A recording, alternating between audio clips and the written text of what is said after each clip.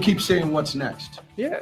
We are here until we end this menagerie of mandates and not laws. We are a country of, please let me finish. You spoke, I'm speaking.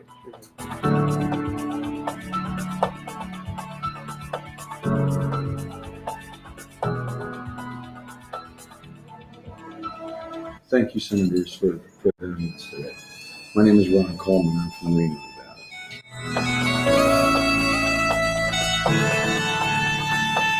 My daughter said to me before I left, Dad, you can't afford to do this with everything that's come over the last 2 years. And I looked at her and I said, I can't afford not to do this.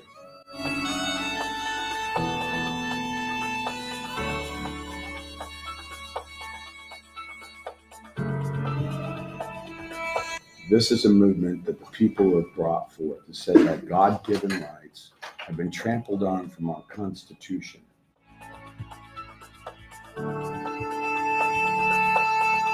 Let Nancy Pelosi know that the power is in the people and we are coming. Amen.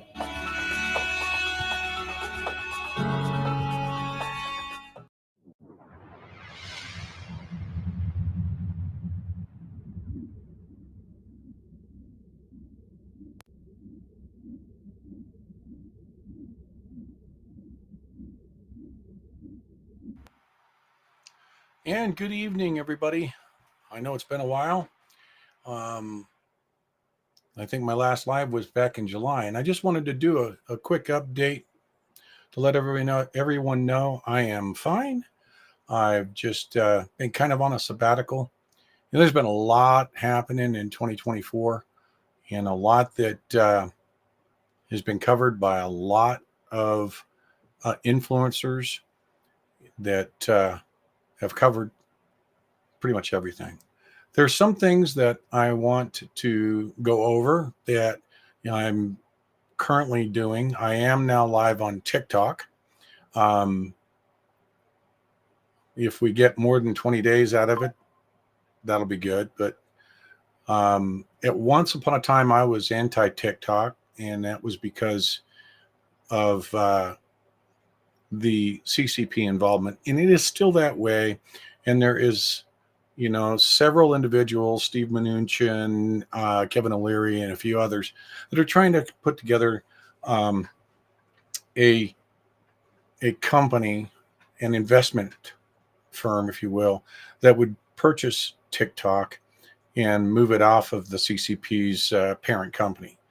And if that happens by the 19th of January, then all is good there. So I am up on TikTok, Gray Wolf 514, over on TikTok if you're interested in following me over there.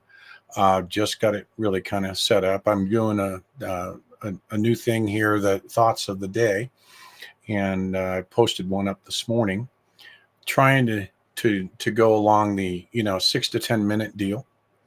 But today's TOD or TOTD was about the H-1B visa. H-1B visa. I'll get my tongue untied here.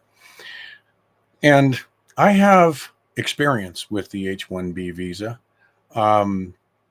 24 years ago, as I was an executive in Silicon Valley, I had to utilize the H-1B visa. Well, there's a lot of attacks going on the Make America Great folks. And by the way, I am watching what I say, so I don't get censored on other platforms, even though I am live on X as well. But getting back to it, I would go out and look for talent. And being in the high-tech industry in the late 1990s and early 2000s, I would look at San Jose State, I would look at Cal Poly, and I would look at individuals, and they would come in for an interview, and they would be wanting $150,000 plus position right out of their bachelor's degree. Well, that wasn't happening. So in the H-1B, the company started forcing me to utilize the H-1B program. I had a few individuals.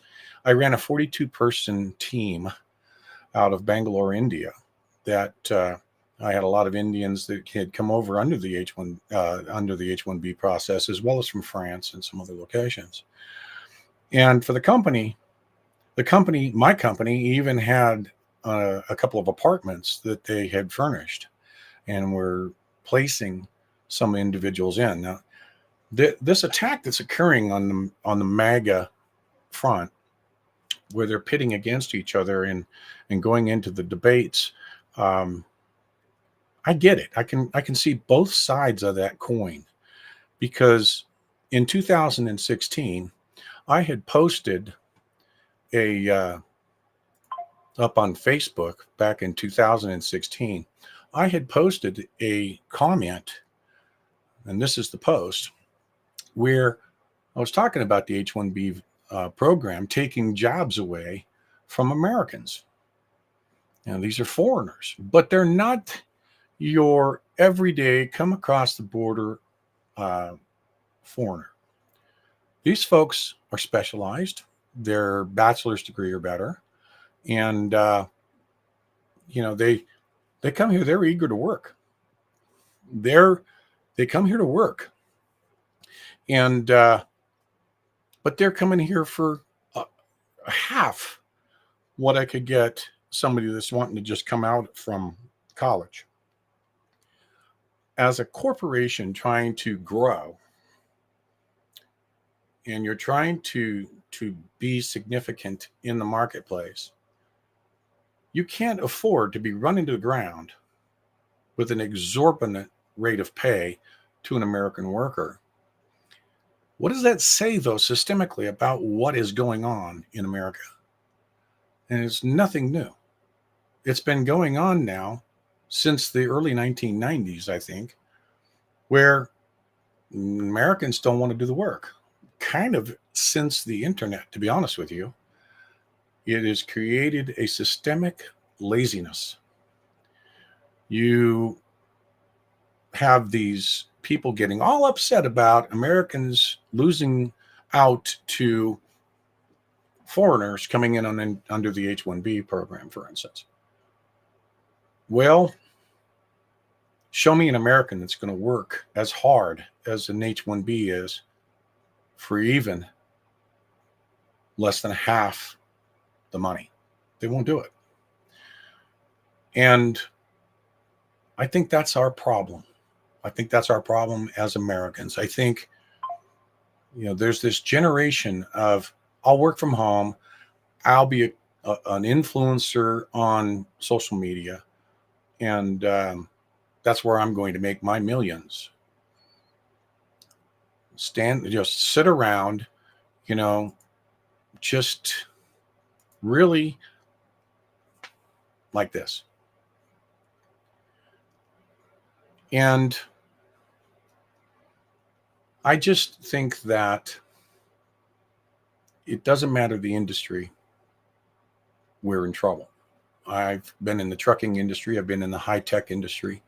And in the trucking industry, the federal government comes in and regulates the hell out of us and as truck drivers. So the good truck drivers, not the steering wheel holders, but the truck drivers, we were punished. We were being punished by comparison, in the Ann Farrow days to ELDs, which is the electronic logging devices, telling us when we're going to take a break as though it knows we're tired. And then the regulations that follow that say you're going to do this or else. So you get a lot of the truck drivers say, I'm hanging up my keys. And then they're replaced. And what are they replaced with? Well, the federal government pays for education from foreigners that come in. They put them through the schools, the larger companies. I've personally trained individual truck drivers from Somalia, from all points. They could barely speak English. So I can tell you firsthand that it was a replacement force because the Americans were giving up on it. And then the government, once that person gets out of school, they get a grant from the government to open up their own small trucking company. And who do they hire? They hire their next door neighbors from the foreign country they just came in from. We're in a hurt, no matter what the industry is. I've seen a lot of individuals talk about, well, who's going to pick the cotton? Well, let's reclassify that. The broccoli, the lettuce, the cabbage, if you get rid of the illegal immigrants. What did we do before? Well, the employers had their workers under work visas that would come in, farm in California, for instance. And when it got too cold in California, they moved on to Arizona, and then they would go home. Then they would come back. They're under a visa program, a worker's permit. Now, where do we go awry? We go awry with the employers that are supposed to require an I-9 form be filled out showing that they are a citizen of the United States or they're under a work permit. They conveniently lose the I-9s and they put people to work under the table. This is happening a lot. And it is up to the federal government to stop that, to control that, and they have not been. So you wind up with illegals getting paid far less than even the migrant workers that are here under permit. And you wind up losing in the end. But when you feed the beast and you program our young to be more interested in Pokemon, to be more interested in trying to be an influencer on TikTok or someplace like that, they're not going to want to work. It's like the minimum wage battle. When I was growing up, you took a job at McDonald's while in or just out of high school or at some other fast food, Taco Bell, Burger King, you name it. And it was an indoctrination to the work life where you put together work skills. It wasn't meant, those jobs are not meant to be head of household type jobs. But again, your favorite government fixes that problem through the advent of Obamacare, for instance. And when they bring that to bear, they start penalizing the small businesses that have more than 10 employees and saying, well, you're going to require that this be supplied and you're going to pay for it on your full-time employees. So what happens? The small businesses go to part-time positions. Well, now they've got to fill the gaps. You wind up with an entire workforce that is nothing but part-time workers so that the employer doesn't have to pay the penalties that came in with the Obamacare, for instance, with those penalties. And then the employees start screaming that they're not getting enough hours. And the next thing you know, the Democrats are going in cahoots and saying, we've got to raise the minimum wage. This vicious cycle. So you now take that up to a $20.73, I believe, in Seattle coming on the 1st. And you take that to where you get a couple of things happen. A, it causes that employer, when they're large enough that they can handle the expenses, to automate the ordering process and to eliminate a lot of the jobs that would have been there under a minimum wage strategic plan that wasn't paying a household pay rate to try and offset that. So this is the problem that the government has created the problem. And now they're trying to say they have the fix. But the fix isn't the fix. The fix is going in and saying, we're going to penalize you if you don't do this, or so on and so forth. You know, it's more of a communistic way of doing things. So H-1B isn't along the same lines as a lot of people would think. It still needs its reforms. There's still abuses within the H-1B program by the employers.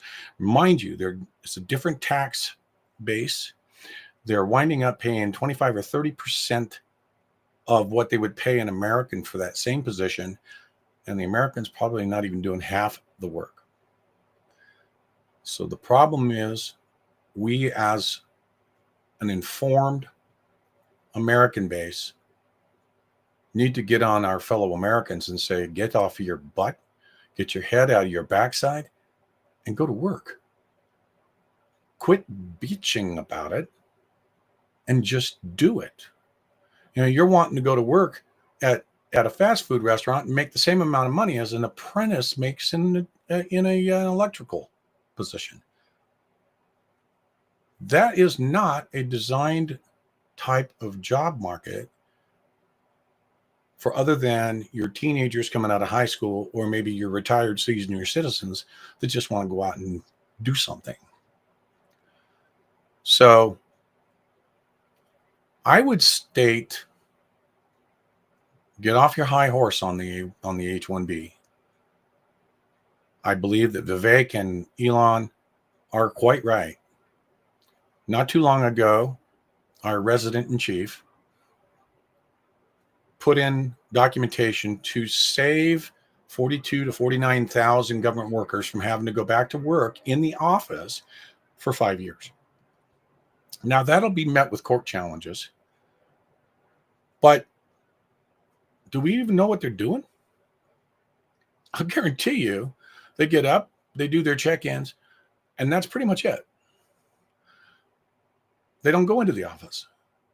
So the battle now becomes, if the Americans aren't going to do the work that are going to make our country thrive, then who is? You got to look through that lens and say, if you're a Make America Great person and you're upset over the comments made by Elon or Vivek, why don't you take a look at this first and do what we want to do, which is, let's have debate. Let's debate that. Let's look at all sides of this coin before we go throwing mud at each other. That's not the way you handle that. You handle that by succinctly knowing the issue and by looking at what a compromise would be. When George Washington sat at the head table during the convention and the arguing and the bickering was going through from the delegates from the colonies or the states at the time, early states at the time, he slammed his fist down on the table and he said, "Gentlemen, we must find a compromise." And that is the strong debate mechanism. So if you do not want to have foreign workers come in and taking the jobs under the H-1B program or the H-2B program or any of those programs, you make a souring of the milk for the teat of the CEOs of the companies by making them have to pay more for those individuals coming in under H-1B that would liken it to an American. There's the reform. But make no mistake, it's a specialty industry. It's high tech. You've got to have at least a bachelor's degree, and there may be some more that you're allowed. Right now, it's $65,000 per year with the bachelor's degree program. And if you have a master's degree that's coming in under M1B, then H-1B, I mean, then that's another $20,000 allotment. So you get over $80,000 per year. And right now we have around 680 to 1 million individuals that are in the United States under H-1B. So take a breath. If you know somebody that's having a high amount of stress over the H-1B issue that's been going around for the last couple of days, then calm them down. Let them know. Can you find an American that'll do what they're going to do? If you can't, then we have a different problem, don't we? And that's where we need to go with this. We need to find the people that are willing to do those jobs. You're not going to find a teenager who will go out and work in the fields if you take away the migrant worker permit program. So I understand that America, all of us, are stinging from the last 4 years of the largest rise in illegal alien crossings, and that no one wants to see anyone coming. But we can't allow that to take hold. We have to put that in check, that feeling in check. There's a lot of good things that we can bring to the table. Going after each other's throats isn't one of them. So take a breath, tell the other people that you know that might be having, or yourself, to check on the real issues here. If you right now have less than 1 million H-1B and every one of them are college educated, vetted, and come in here and they're eager to do work and go home, that's not where our problem is. Our problems lie in those that are coming in and just living off of the government bleeding heart welfare systems that are getting more than veterans out on the street that are homeless. So that's on the H-1B.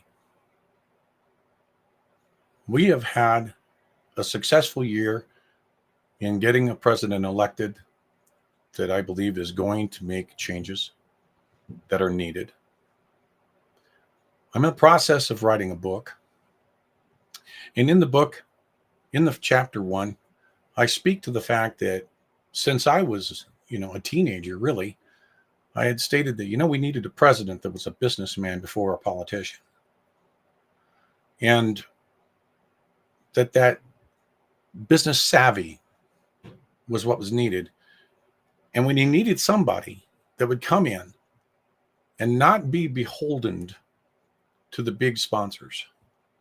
Because once that happens, corruption creeps in when they're like, hey, you'd look good in that yacht. Or I just put $1 million into your becoming president. You owe me. So by having somebody that is already wealthy, that is looking out for the best interests of the United States, it seems to me that would be the person that you would want, because they can't be bought. They're not in it for the money. Like you see so many insider trading in the Congress, favors. And so when you upset that apple cart, you can imagine it's going to get kind of really nasty. And we are looking right now in 21 days or 22 days now at an inauguration, we hope. A lot of you met me when I was on the convoy, others when I was on the walk, talking about the state of emergency and how we needed to end it. And although we ended that on my birthday in 2023, in May of 2023, we only achieved the one out of my 3 objectives at the time. The second of my objectives was to change the makeup of the original 1976 Emergencies Act so that it couldn't be utilized in the way that it had been utilized during the pandemic. We did not achieve that. We did not have an amendment to remove that and create a new national emergencies plan so it can still be utilized and it can start again with another state of emergency. And then my third that I was looking to do was to hold those who abused the state of emergency accountable for that abuse. So those 2 we did not achieve. They're still on the table. And when I went and I met with senators, I stated that. Stated that we are a country of laws, not mandates. You haven't been pulled over recently because you broke a mandate. That doesn't happen. Mandates are nothing more than a decision made by a mafioso behind. I got to turn this down. Sorry, somebody came off mute. Mandates are nothing more than decisions made by the mafioso or some leader in power in a cigar smoke filled room that this is what I mandate. A non-elected official. You know what a mandate that came out this morning was? The WEF Klaus Schwab. You must listen to what the WHO states. And if they say it's a pandemic, you better lock yourself down. Well, guess what? Fool me once, shame on you. Fool me twice, shame on me. Not happening.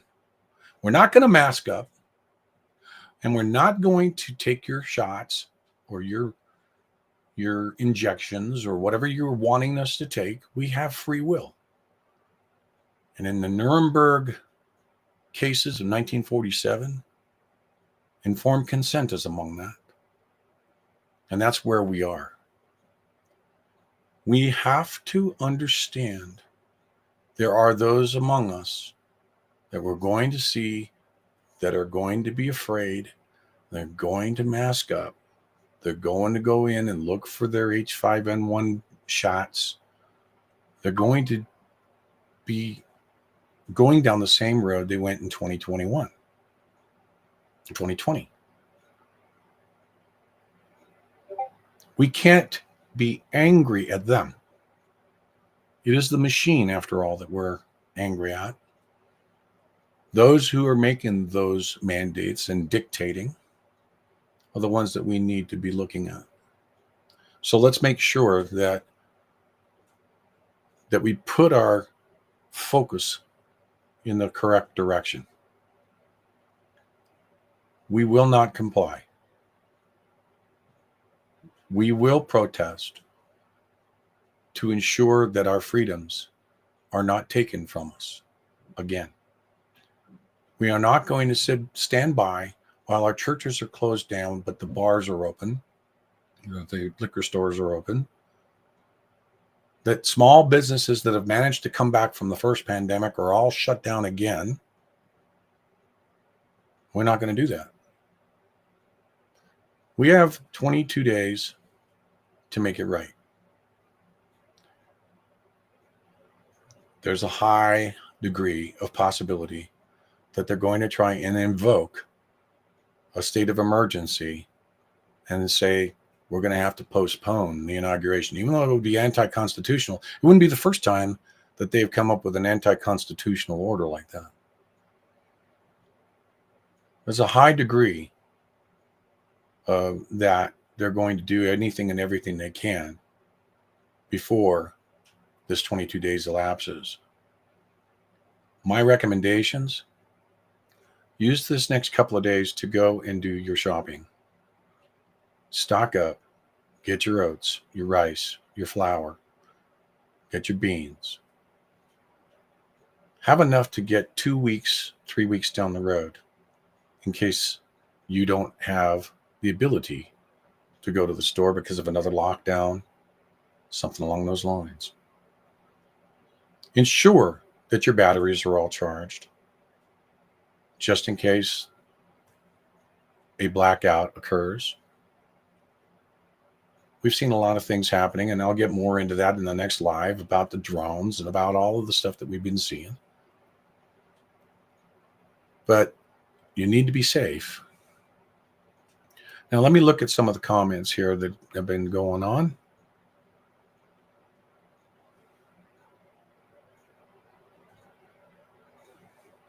Well, hello, Whiskey Tango.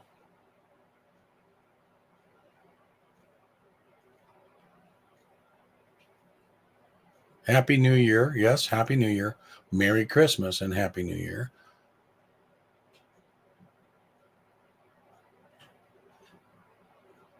Hey, Mona.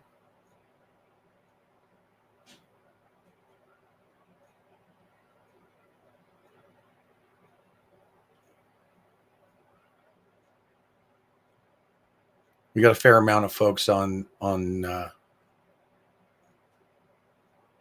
YouTube and on Twitter, so that, or I should say X.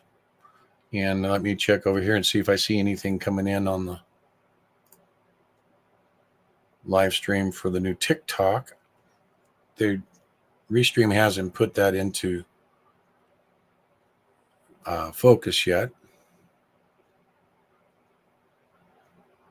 Okay. So we're still looking for people to be able to come up and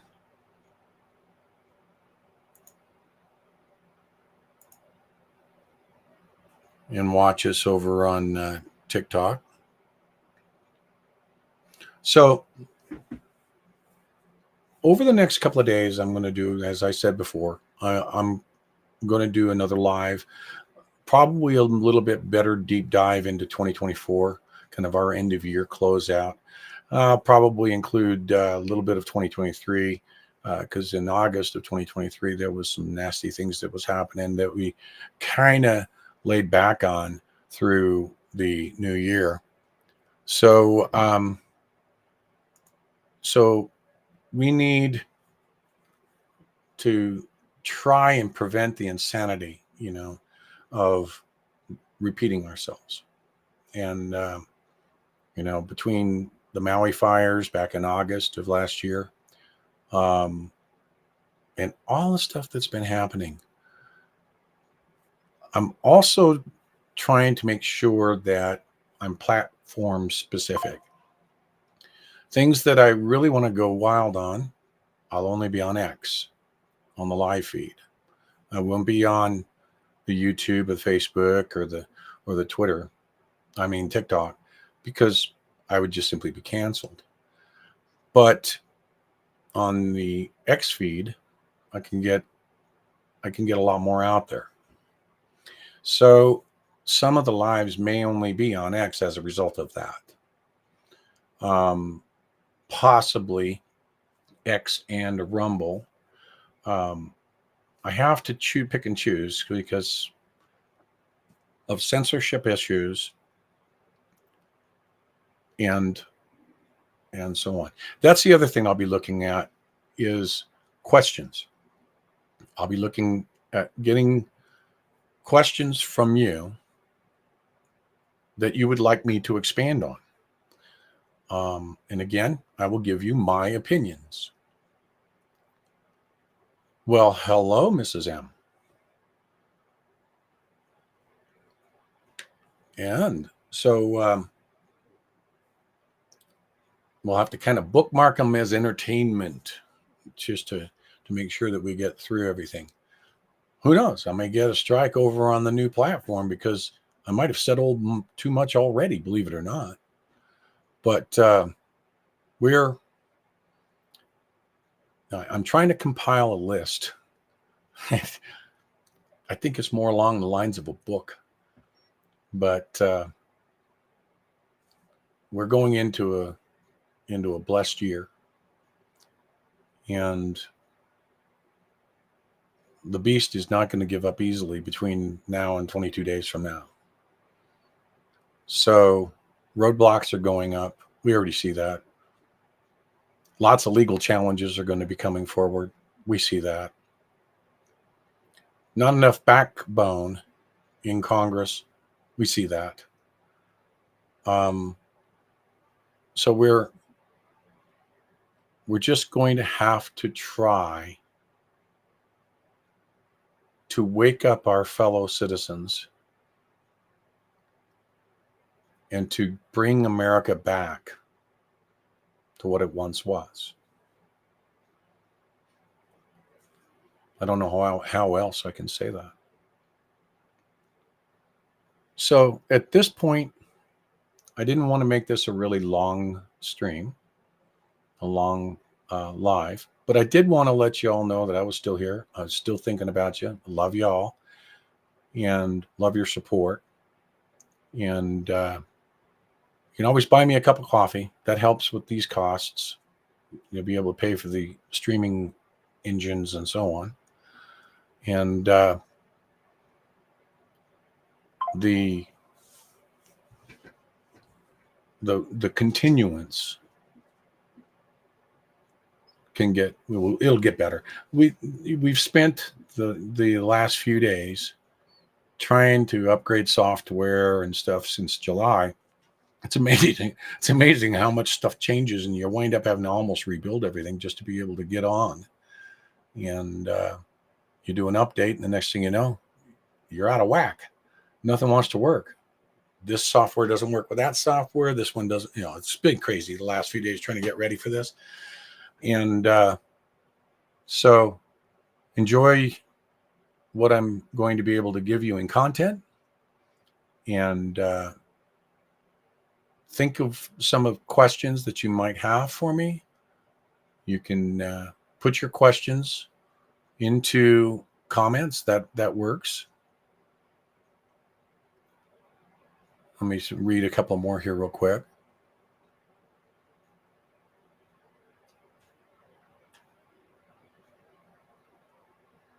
Yes, the mask mandates. Boy, that was a big fight.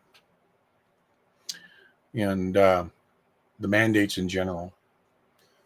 And just can't see us continuing that.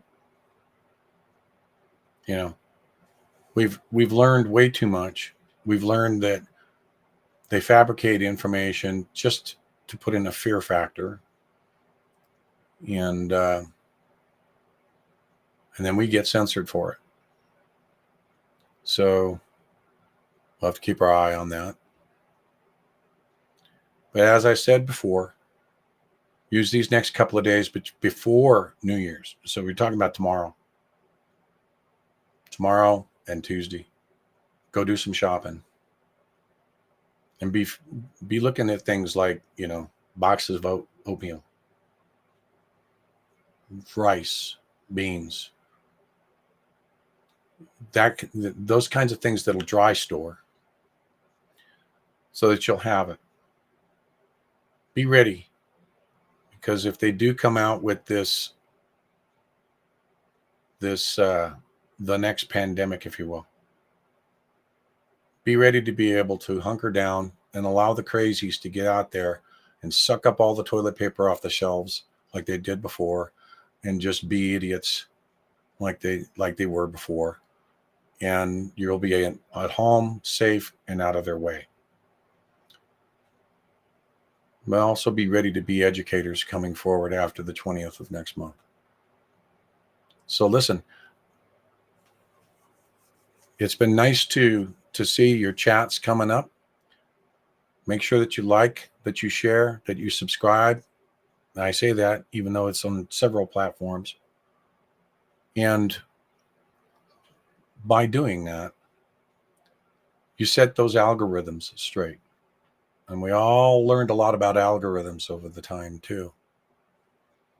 All right. So with that, I'm going to go ahead and say goodnight. God bless you all on this Sunday evening. And God bless America. Love you all. Take care.